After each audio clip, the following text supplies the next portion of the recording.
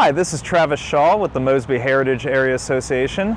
Thanks for joining us on part 2 of our continuing video series, The Retreat from D.C., in which we follow the route of Jubal Early's Confederate Army as it crossed Loudoun and Clark counties in the summer of 1864.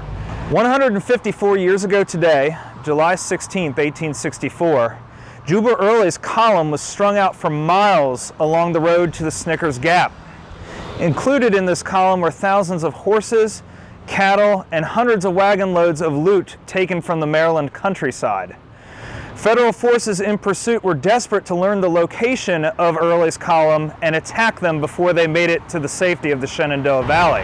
One such Union patrol, under the command of Colonel William Badger Tibbets of the 21st New York Cavalry, set out from Hillsborough, Virginia, and marched south in an effort to try and find Jubal Early's troops. These men, numbering about 300, included the 21st New York Cavalry, a section of Cole's Maryland Cavalry under the command of Captain Daniel Link, and 2 3-inch ordnance rifles of the 1st West Virginia Artillery.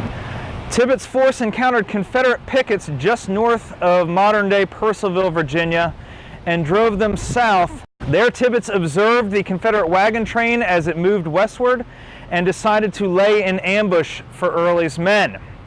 About a half-mile east of us, he positioned Cole's Marylanders at a slight rise where the Berlin Turnpike meets the Snickers Gap Road, while his own 21st New York and the 2 West Virginian guns were positioned just up modern Hatcher Lane.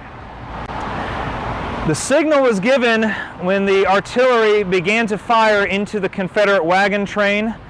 Firing erupted from both the Marylanders and the New Yorkers, and Tibbets himself led a charge straight into the middle of the Confederate wagon train, meeting them at Heaton's Crossroads.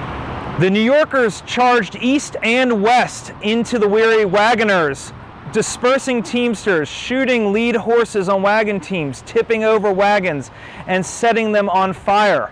Within a matter of minutes, over 200 Confederate wagons had been captured, as well as 150 prisoners.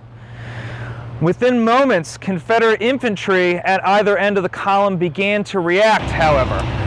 Faced with Confederate infantry, Colonel Tibbets decided that discretion was the better part of valor. So he fell back, taking with him nearly 40 wagons of reclaimed booty, burning another 40-odd wagons here at the intersection, and bringing another 40 or so Confederate prisoners back to Harper's Ferry.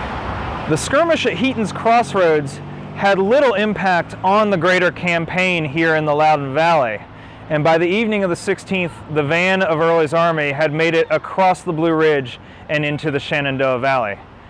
Join us at our next stop, Woodgrove, the site of a lesser-known skirmish that occurred on the evening of July 16th.